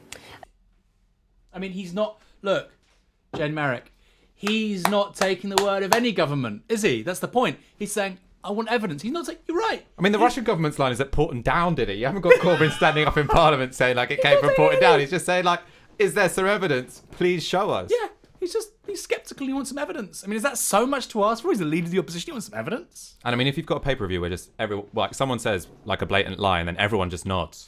There's something going on with your news channel that's not particularly healthy. Mate, the BBC can't do it. I mean, even Andrew Neil will say this. Well, I can't. Owen Jones says it, right? Sky is better. Sky has a broader range of opinion. It even looks better. And they've got no fucking money. The BBC has got so much money. And its news channel offer in particular, on 5 Live or BBC Radio, on the Jeremy Vine show, etc., you'll get some diversity of opinion. Right, you will. I mean, even on Newsnight or BBC Question Time, you get some diversity of opinion. And actually, I think those could be quite elastic. They could change over the next few years. I don't think they'll represent where we're at. and under a Corbyn government, I think there'd be difficulties, but I think they can move. But the news channel is crazy. The news channel it's like we're trying our best to not offer you any valuable information. Tom, what's your opinion on the BBC News channel? You mean like the 24-hour BBC News? Well, I mean, the news has always been the most conservative section of the BBC, right? Most studies of news sourcing will find that Sky and Channel 4 have slightly more diverse, range of opinion than the BBC does. I mean, I wonder to an extent whether this is an effect of the prestige of the BBC, which is if you're in a certain prestigious situation, if you have a certain amount of prestige, then you can demand certain guests appear, right? And then if you're lower down on the pecking order, by the nature of it, you kind of have to bring in more diverse selection of guests in order to fill your studio, right? So I think there's that. I think there's the fact that the BBC is just anyway a much more conservative organisation, and in the BBC's internal politics itself, the news news and current affairs were the sections of the BBC that became much more under politicised and under centralised editorial control. I mean, whenever I give talks about the BBC, someone will sort of stand up and say, "Oh, why don't you talk about documentaries or wildlife programmes and all this stuff?" None of that stuff matters. Okay, like. The bits of the BBC that the powerful people care about are news and current affairs. And the reason is that the governments don't care about ideology like people on the left think they care about, right? So if you're going to do a drama about like a soldier in Iraq who's a bit sad and he comes home and his wife's left him and he realises that actually patriotism is bullshit or whatever, the Daily Mail will get upset about that. But the spin doctors don't care. What they're interested in on a day-to-day basis is controlling the news cycle and pursuing particular short-term political strategies. They get a little bit more long-term as well. They have their grids and the rest of it. That's the section of the BBC that gets most pressure for externally. And the response to that, when the BBC is under pressure, has been to internalise and control the message, partly as a pragmatic response to external control, and partly as just an increasing conservative culture that gets imposed by political appointees at the top. So, at the centre of it, you have news and, to an extent, current affairs. Every bit of the BBC is different. It's a very large organisation, but news has always been the most conservative, and actually that's the case almost in all news organisations. Sorry, in all media organisations, news tends to be more conservative in terms of its range of opinion. Now, is the BBC worse than Channel 4 and Sky? I mean, just objectively, yes. I mean, so if you look, for example, there was a study of the Iraq War, and it looks at the BBC, and it found that the BBC was less diverse than all of the other broadcasters. They had more pro-war opinion. People get very confused about this because, of course, the BBC then gets attacked by the government, and the assumption becomes, the BBC was anti-war because it had one report on the Today programme with Andrew Gilligan, and Alistair Campbell just loses his shit and goes after the Today programme. I mean, people are interested in that. This is ancient history for a lot of people, but there's a whole section in the book where I talk about how people get all of this whole story completely wrong. Okay, but yeah, the short answer is that they're very conservative and they have a very narrow range of opinion, and they reflect the interests of basically bankers and the Foreign Office on foreign policy. Who's responsible for BBC News app? Who's the top dog? So we've had until recently it was James Harding, who was who was a conservative figure. I think is it Fran Unsworth, I think, right. now. And what role does James Landau play? James Landau, because there were two applicants to be 10 Downing Street sort of head of communications, and they both came from the BBC. And of course, one was Robbie Gibb, we've already mentioned him. Yeah. And the other one who didn't get the job was James Landau.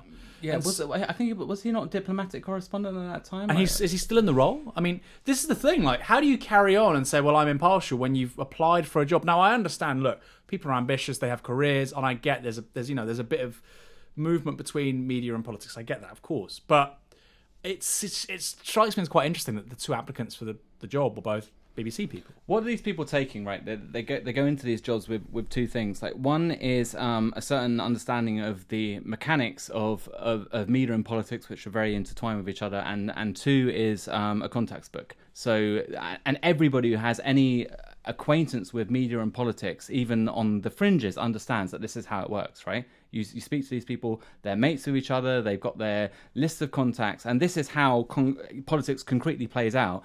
at the BBC and at the level of these spads and the rest of them, the PR people, and you know, the Blairites made careers out of this, right? They went into Number 10 and then they moved into lobbying and PR and the rest of it. This is how the contemporary political class work, is a group of people who basically have, through a combination of a certain sort of technical know-how and good contacts within media and, you know, the political class, are able to bring something to the table. But what are people buying, right? They're buying the contacts and they're buying an understanding of, you know, the mechanisms. So who do you go to? Well, of course you go to someone at the BBC. They have good contacts. And the BBC, you know, completely dominates news and current affairs reporting in this country. So if you can get someone at the BBC, it's quite a good person to have, I think. I mean, from the perspective of Number 10, it makes perfect sense. Now, from the perspective of a democratic public sphere, if you want to use that word, it's obviously more problematic.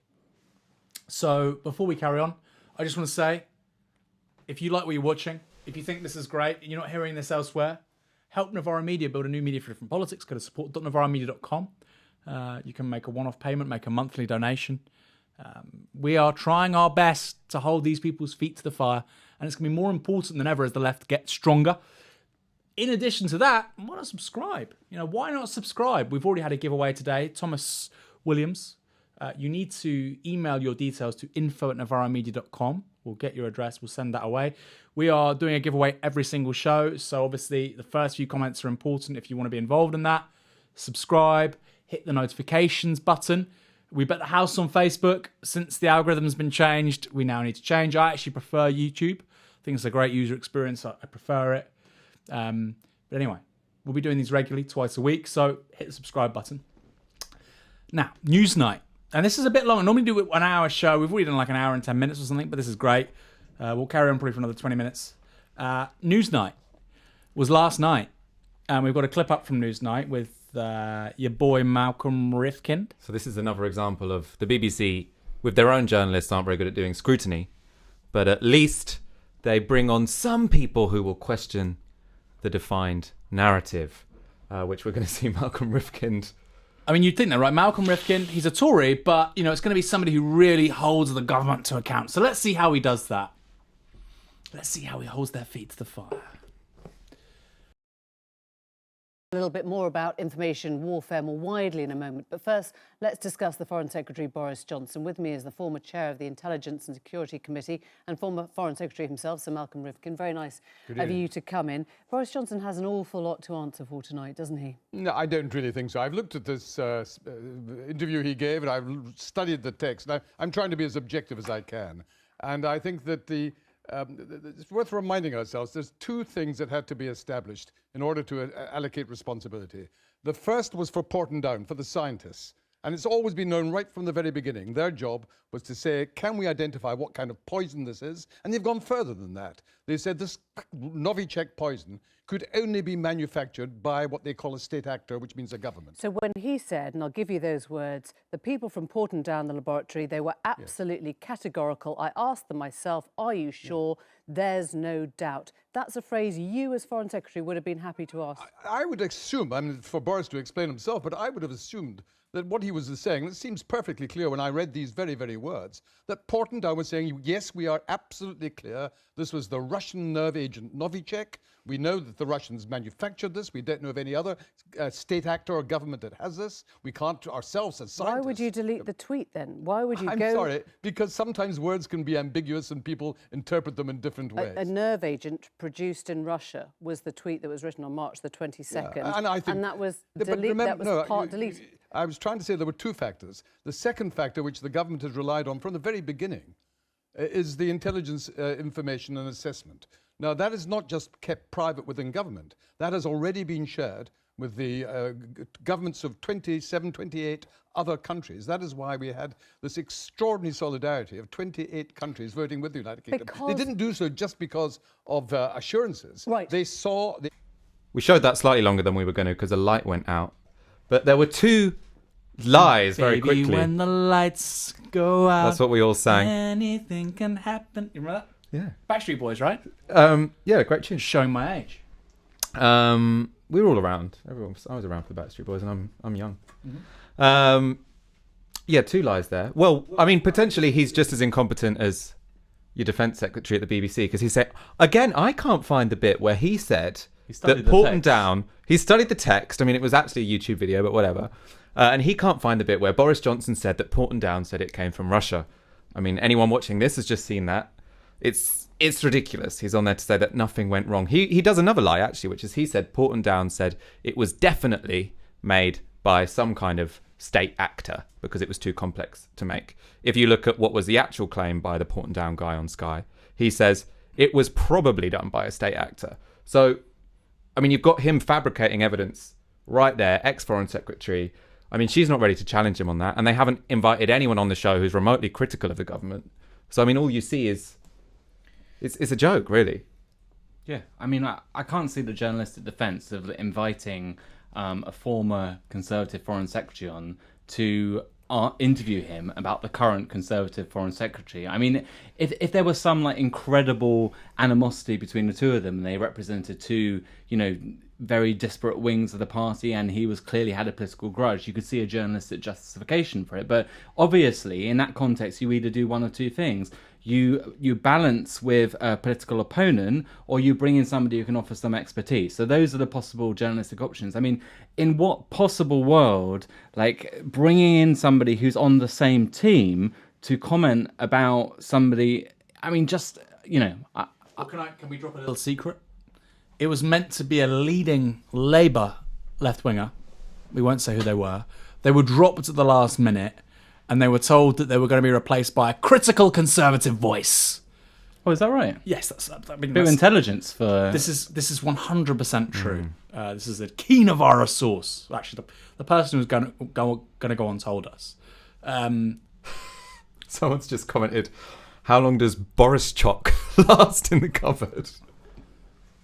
I liked it. You didn't like it. Boris Chock. What's Boris that? Chock. It's like a play on Novichok, but with Boris. Aaron's just drops a key piece of intelligence Yeah. about the Sorry, story. come on, the intelligence. Also, Boris doesn't rhyme with Novichok. Boris Chock. Anyway, if you've got like Navarra Shock, even that's not funny. So yeah, it was to be meant- clear, Labour there was a Labour source supposed to be on. They were dropped at the last minute, and they brought in Rifkin. It was meant to be a Labour left winger. They were dropped at the last minute, and the reason they were given. And I don't want to attack Newsnight here because Newsnight has some great staff. There are some Have you great tweeted people. this though? No, I haven't. No. There are some great people at the BBC, but what you find is that the younger people are great. Not that they're left wing, but like they're just professional. They're good, and that the older people just are like really. They've got not even shit politics. It's just they're, I think, unprofessional. And so I'm not attacking all the people at Newsnight, but clearly there was an executive decision made, and the person that was going to go on, like I said, prominent Labour left winger, was replaced by Malcolm Rifkin, and he wasn't critical of the Tories. I think they should have to comment on that though. I mean, I agree. Like Newsnight do some good things. I mean, they maintained a certain sort of independence from the BBC machine, as it were. That's why Paul Mason was able to be there for a while. But if they've made that kind of decision at a key moment, I think they should have to justify it publicly. Really. I mean, at the moment, the editor's Jess Brammer. She's acting editor. She's temporary. Well, whoever made the decision, they should have to publicly. I mean, state I agree. why that person was dropped, because ultimately the assumption built into BBC journalism, I mean, how they generally construe the idea of impartiality is between two sides, right? Now, there are lots of problems with that, but in some contexts it makes sense where there's a conflict between two sections of the democratically elected political elite, as it were. And in that context, I think a deviation from that orthodox understanding of how politics operates has to be justified. In this case, it seems to me that there's been an editorial decision made that needs to be accounted for. So I think it should be made public. Well, we should talk to the person. Well, it has been in made question. public, but I mean, they should be confronted with it. Yeah, the person in question should bring it up. But I think also the broader context of Hackgate, and like that was the least interesting thing around that whole shambles, right? Which was, of course, putting Corbyn next to the Kremlin and all that stuff. Yeah. And then Hackgate, I thought you said Hackgate, yeah. Hackgate, and a few weeks later to do this, I mean, I think the idea that a public service broadcaster would do this is just a joke. It's a joke. I mean, I don't mean to be sort of cliche here, but I think the BBC in the last few weeks, particularly, I mean, but I tend to be fairly circumscript about the BBC. I mean, obviously, a lot of these problems are deeply entrenched, but I think and these things are hard to judge, but I think there has been a shift recently with the BBC where people are just like, this is just beyond ridiculous, you know, like, and it's going to reach a point, I think, with the BBC, and this frustrates me actually, where people are just not even prepared to pay any attention to it or even imagine that we could have a better BBC. I mean, at the moment, what I'm trying to do, you know, and the book has been out for a while, is try to get people to think about how we might reform the BBC and make it better. Now, I wrote an article about, I mean, it was in the context of Facebook and the rest of it, saying that the public service broadcaster like the BBC should be thinking about how a public media company should be making an intervention into the digital space, right? It's in the context of Facebook and the rest of it. Now, people online were like, oh, you know, did you know the BBC is part of the establishment? Like, you know, this is ridiculous. And it's like, all right, fine. But to an extent, I just think we've now reached a point with the BBC where I'm trying to argue that we can reclaim the BBC for the public and for democratic principles, and people are just like, the BBC? Are you fucking kidding me? And I think in the last few weeks, I mean, I don't know if you guys are aware of this, but Andrew Adonis is sort of, you know, the ultimate kind of Blairite, you know, anti-Brexit campaigner, has been tweeting against the BBC for over a week now. And I think there has been, it's not showing up in polls yet. I've not seen any polls. Like, they were pretty solid like a year ago. But I think there has been a shift of mood on the BBC. And I think they're eroding their support base. Ultimately, it's going to be the left who are going to come in and save the BBC and public service broadcasting. Not save it as it is, but reform it and protect the values of public service broadcasting. But with this kind of stuff, you know, how are you supposed to go out there and argue in defence of the BBC? You know, I'm not a critic of the BBC, really. I'm just describing the BBC how it actually is. You know, I'm not... You're an observer. Yeah, exactly. The book's not a critique of the BBC. I'm just describing what it is and how it works, right? I mean, I have critical things to say about it, obviously, but that's not necessarily what the book's about. And I think we can address a lot of the problems in the BBC. That is getting a very difficult argument. It's getting a very difficult argument to make with this kind of stuff. You know, they really are digging their own grave, and it's kind of frustrating, actually. Michael, quickly. Are the BBC digging their own grave with multiple, you know, interest groups? I mean, the amount of people I speak to, they're just like, oh no, but it was on the BBC, it can't be true. You know, not even like and that's a lot of Corbyn supporters actually, because they're so upset with how he's been treated for the last 2 years. It's not just looking at the BBC with a dose of scepticism; it's looking at it like, oh, it's just fake news. Yeah, and I mean, they're not they're performing so badly on this particular issue that I don't think they're going to make themselves any new friends. Yeah. But look, people. If you've been watching this from the start, everything we've covered, the Frank Gardner stuff, which we've covered today. We've just talked about Newsnight. I'll go back over the script. Let's go back over the script. We'll start from the top. The Frank Gardner stuff. The Gary Aikenhead interview wasn't with the BBC; it was with Sky. Why is that? Does the BBC not want that scoop? Like, what's going on here?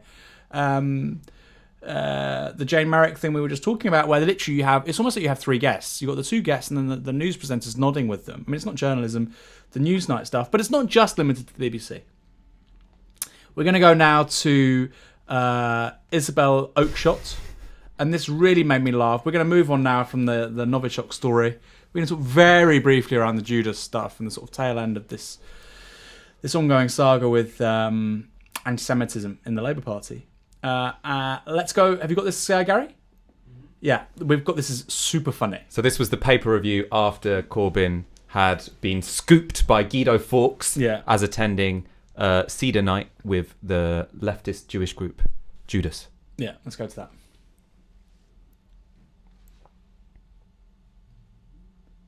Isabel Oakeshott and Sonia Soda, right? I mean, surely the name in itself was a giveaway. I mean, we're not talking Jewdas, it's Jewdas, isn't it? The name of this group ought to have been a flag for him not to do that. No, go back. So, like, Sonia Soda, who's the other lady who's with her, who, you know, I don't politically agree with Sonia Soda, but she's very sharp.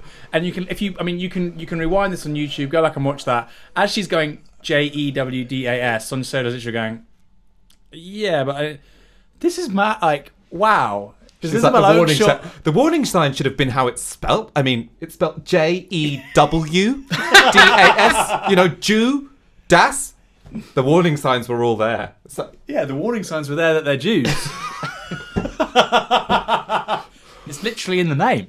I mean, I think it would have been weirder if you went to a night with a group called Jewdas. Yes, You know, it's Jewdas. That's a I'm bit going to weird. celebrate not only Passover but Easter with a group called Jewdas. We're like, what kind of signal is that sending to all kinds of people? Yeah. Extraordinary. But that's the giveaway anyway.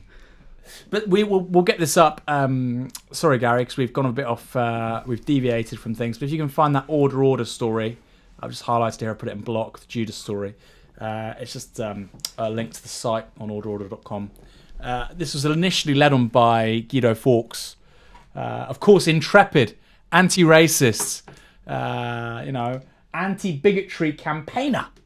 Guido Fawkes, headed up, of course, by Paul Staines, who was pro the apartheid regime because they viewed white supremacist South Africa as a bulwark against global communism. Helped, in his own words, maybe he'll lie, maybe he's going to sue me. I don't know. He's literally written this stuff down. It's documented. Helped the Contras in Nicaragua, a right-wing paramilitary organization. So yeah, he is immersed in racism and bigotry and xenophobia and homophobia. And now Guido Fawkes is attacking a Jewish group, and he doesn't mention at any point during the article that they're Jewish people. I mean, this was pretty interesting. And then, as we'll talk later on, this bled into BBC coverage. But Tom, and we'll come to you, Michael, because I think you've got something to say about this as well. Why is the BBC taking the lead from Guido Fawkes? I mean, this is crazy. The Sun, I get that, but the BBC?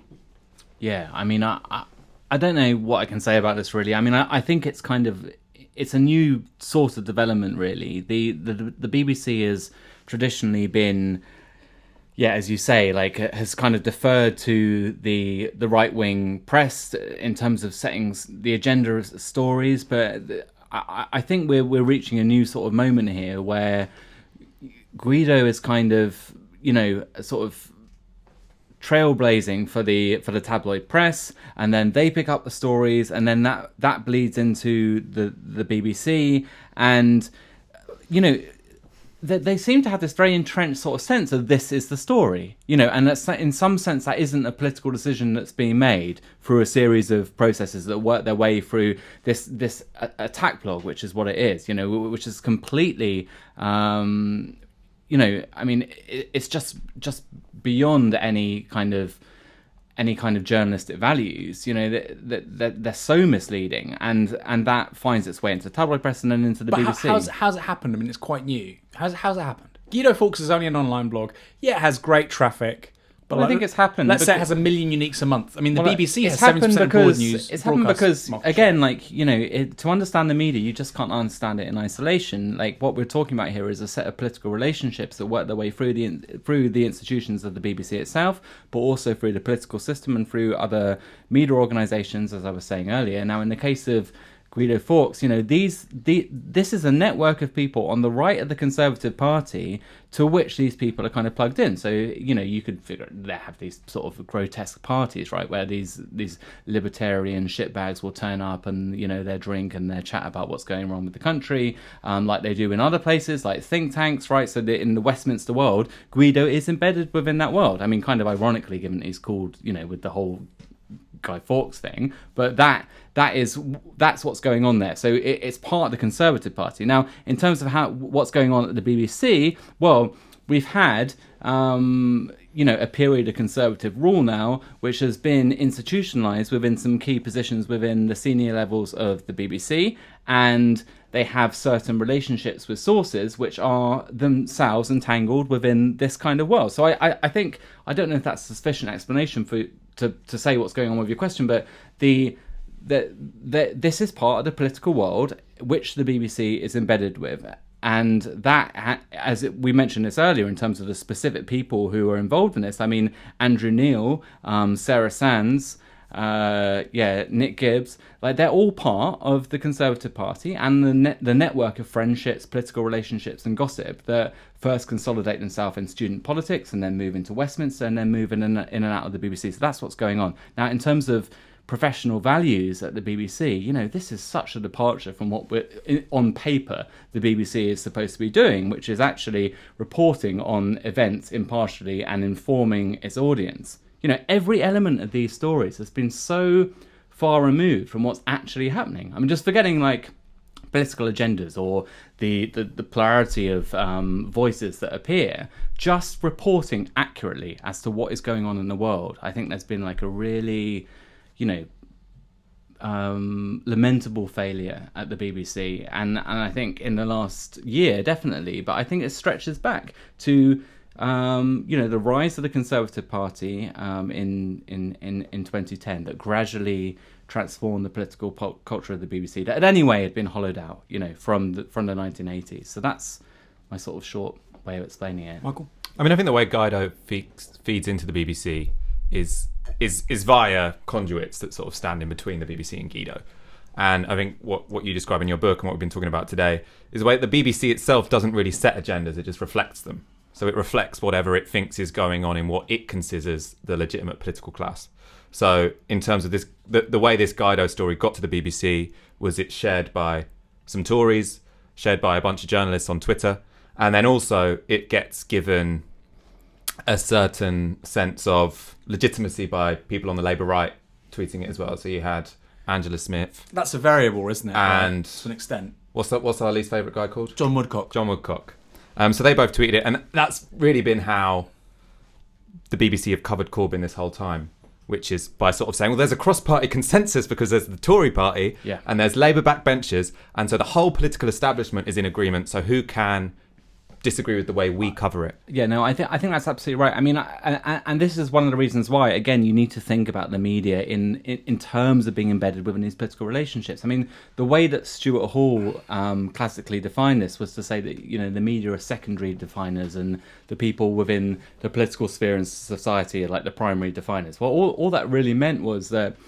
hegemony or however you want to pronounce it, it happens within other institutions, which is then reflected within the media institutions. Now, at the same time, there are struggles within the institution of the BBC itself, right? And we can see that in terms of the personalities and the promotions and the editorial culture changing over a period of time. But ultimately, what we're talking about is the balance of power within other institutions, and this includes in Westminster, it includes in the sort of sphere of what Hall called primary definers. So that includes like moral entrepreneurs, he said, but I mean, really we're talking about, Westminster sources and officials, unelected officials within the Foreign Office, to go back to what we were talking about earlier. So yes, there's the politics of the BBC, and that's what the book is about, but we can only understand that if it's embedded within this wider set of relationships. And to the BBC, it seems like, okay, this is the story, right? And it's the story because John Woodcock and the Tories say it's the story, and we will present it. Jihadi John says it's a story.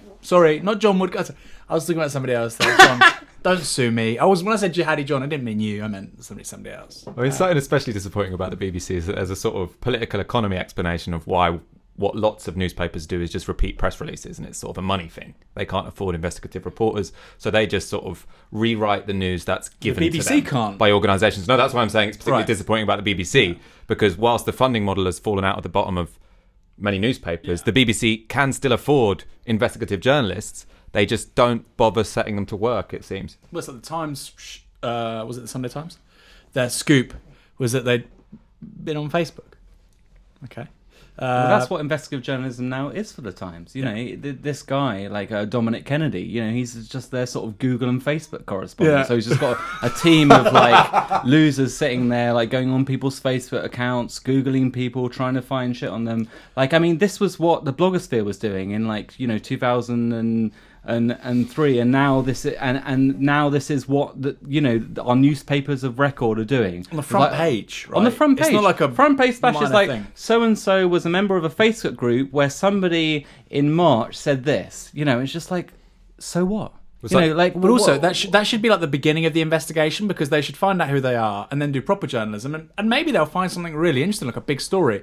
But they stop there because, of course, that would require resources, and that's where the political economy account comes in. Sorry, Michael. Well, I mean, what I was going to say is that's what a Guido story would have been 4 years ago. He's just a guy on a computer who uses Twitter and finds sort of like scandalous things that someone might have tweeted or a group that someone might have joined.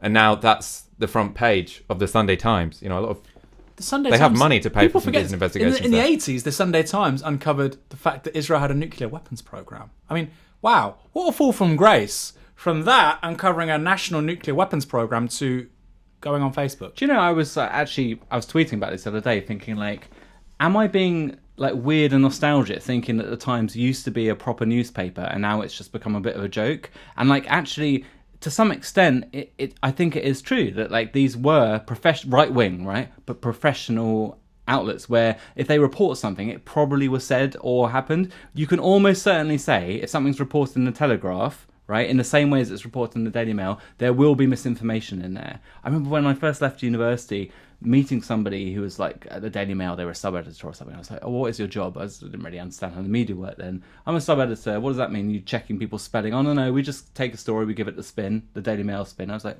what? What do you mean? It was like, well, you know, like immigrants or asylum seekers it was then, wasn't it? So we sort of pick out an element that we know that the paper likes, and that's what we do. I was like, right, okay, so that's how all this works, right? Now, in the case of the Times and the Telegraph, at one point in the 70s and 80s, they were seen as a sort of establishment paper of record, you know? So if you want to know what's going on in the world, you sort of read it, and you know, it will give you international news, and it will tell you what went on in Parliament. I mean, these papers are just a joke. Like the Telegraph and the Times, I mean, they're just highbrow tabloids. I mean, not even highbrow actually, but they're more expensive.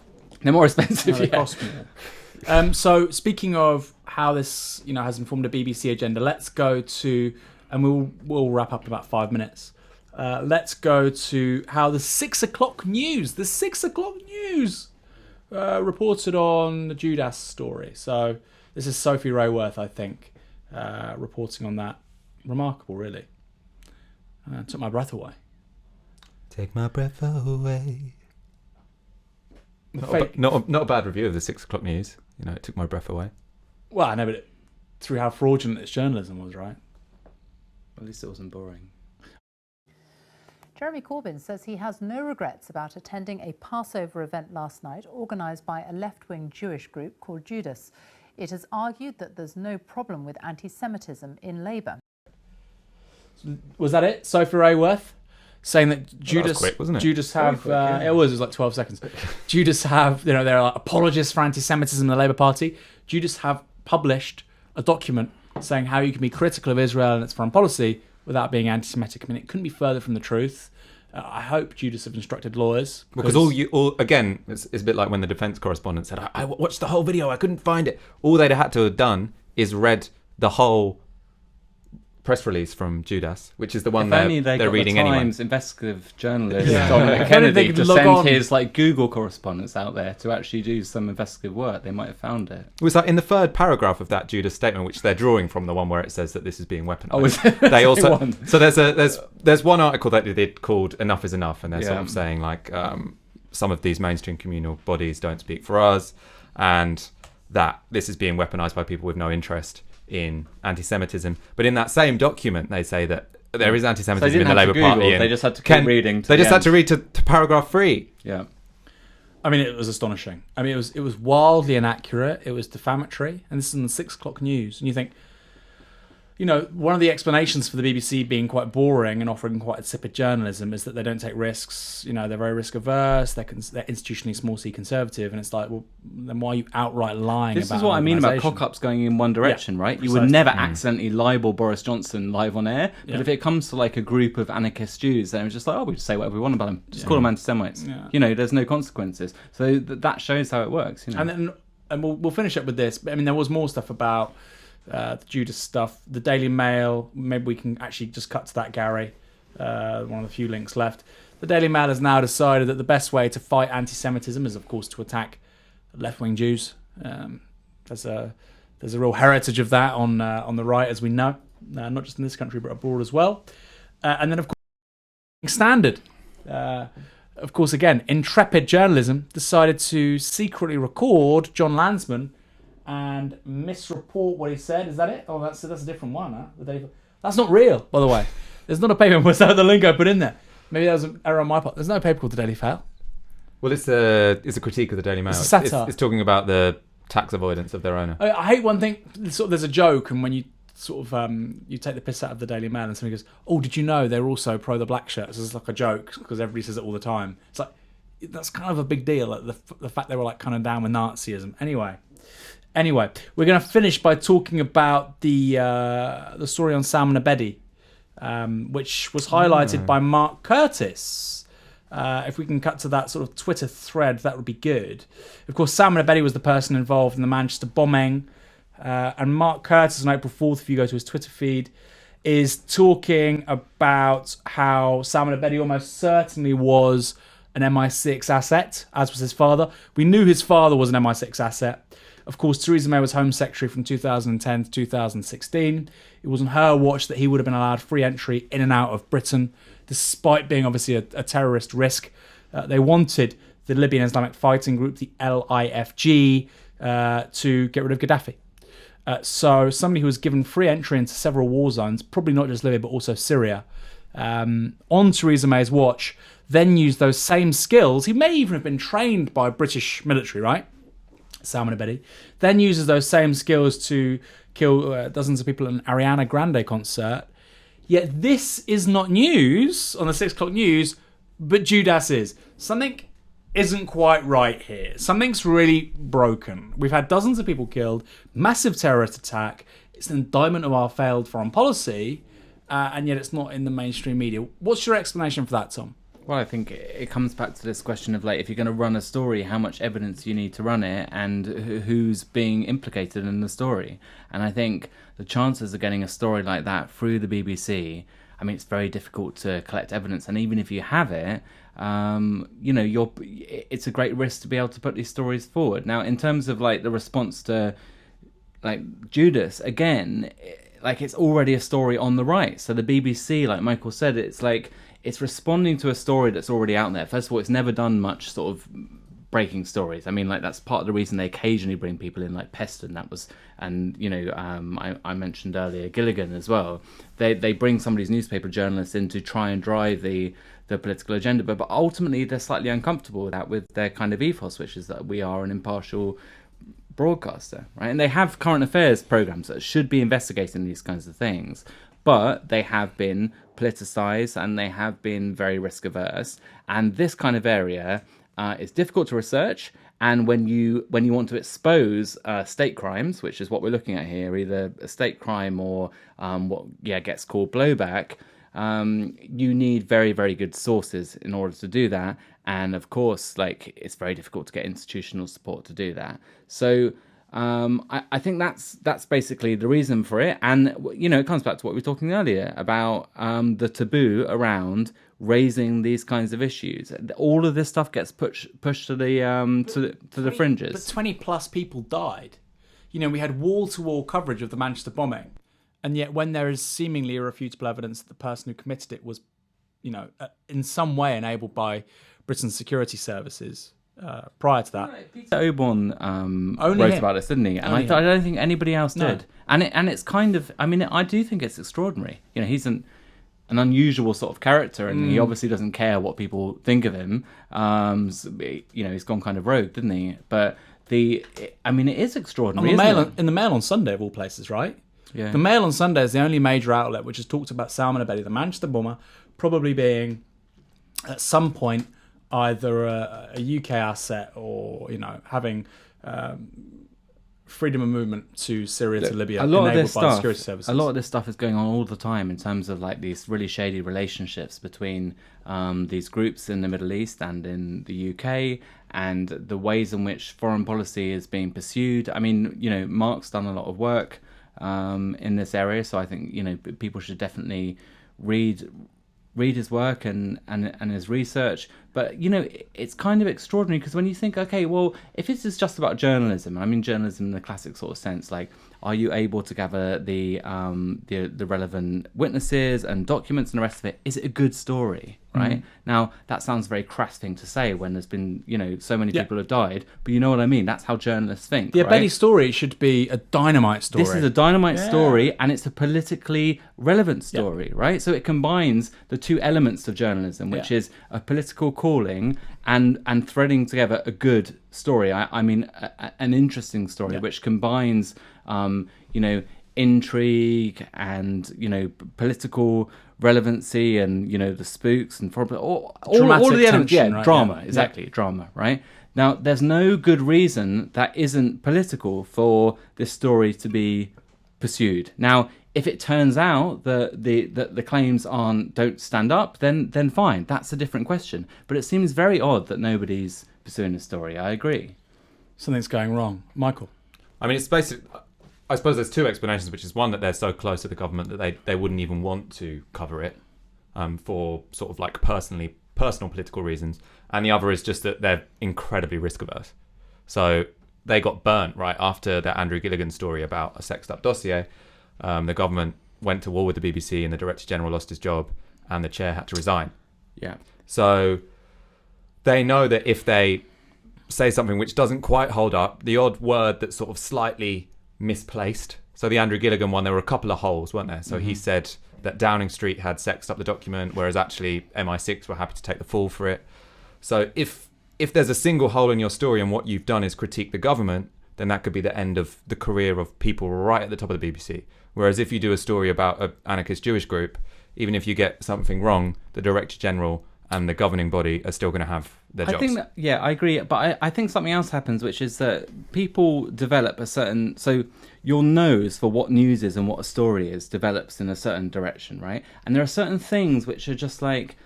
They don't enter into the sort of world of what a story is. And the stuff about, you know, what the deep state's been up to in the Middle East, this isn't the sort of thing that journalists talk about, right? Now... One thing I remember like years ago stayed in my mind, which was when Blair was like going on about Iran, and somebody at a press conference asked him about Mossadegh, and he'd never heard of this guy.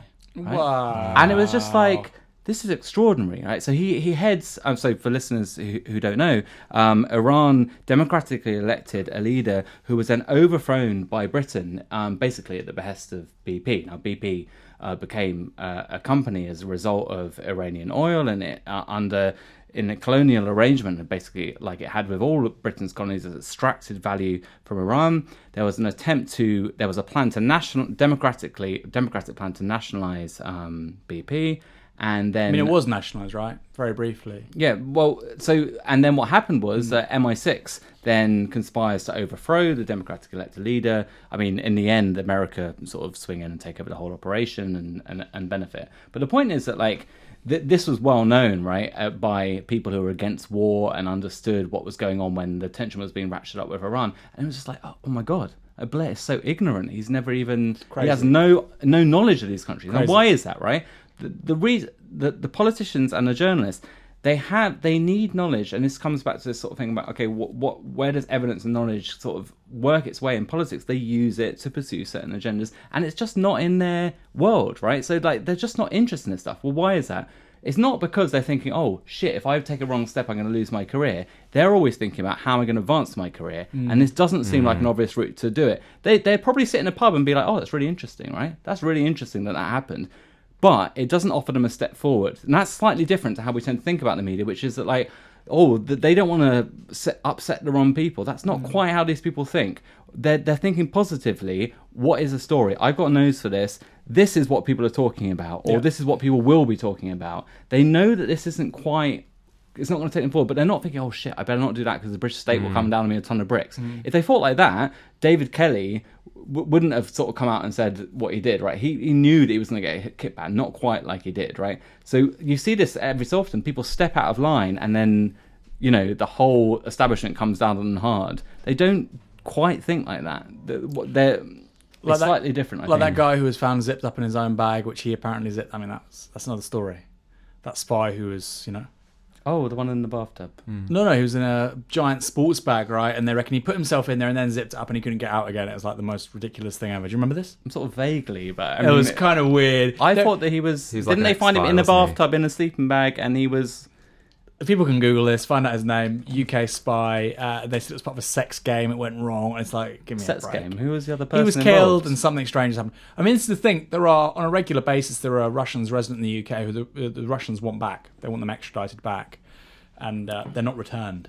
And once in a while, one of them gets bumped off. And, you know, for some reason, the Skrupals became a major story.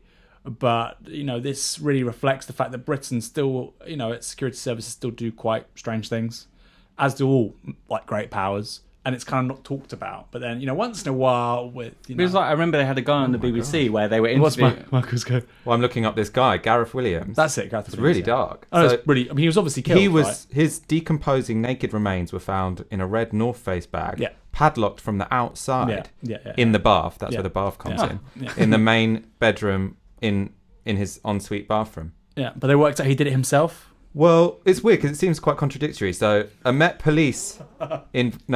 inquest found that the Met Police did a re-investigation and they concluded that Williamson's death was probably an accident, but it also suspected that he should be numbered amongst those who have been killed by Russian assassins on British soil. It's a very contradictory conclusion. What year isn't was it? this, Michael? 2010. God, He worked for ages ago GCHQ. now. Well, it was 8 years ago, I guess. But yes, once in a while it's like, oh yeah, we'll just sort of ignore this now. And it's kind of weird stuff, but that's because we still have So I was just going to say, they had this guy they interviewed on the BBC who was like a sort of, security expert or whatever, and they said, it was saying they expelled all the Russians, right? And it was these diplomats, and they were like, so these people are spies? And he was like, yeah, everyone knows that they were spies. And the BBC, I think it was Eddie Mair, I think it's quite good, he presents PM programme, which is today in the evening. He's quite good for a BBC presenter. And he was so everybody knows that these are Russian spies in Britain pretending to be embassy officials. And this is how the espionage world works. What's weird about it is, it doesn't really get discussed, and then it sort of came onto the mainstream news agenda. It's this is how it works. We have people, they are working at the embassy, they're pretending to be cultural attaches or whatever, and they're actually spies, and occasionally people kill each other or kill other spies, or they do swaps or whatever. Obviously there's a lot of shady stuff going on. But the thing is, there will be a lot of people at the BBC who do understand, like Frank Gardner, who understand that this is how this world Frank works. Gardner, Frank Gardner on his MI6 Slack channel, probably getting alerts about this shit, right? On the MI6 WhatsApp Slack channel, the WhatsApp. I need to piss so much I can't even think anymore. So do I. So we're gonna. I'm trying to listen to what you're saying. We've had a great couple of hours. This has been a lot longer than usual, but I mean, whatever. It's been a great show. Thank you, Tom. Where can people find out more about your work, what you do, who you are? So I'm at TA_Mills on Twitter. You can follow me there.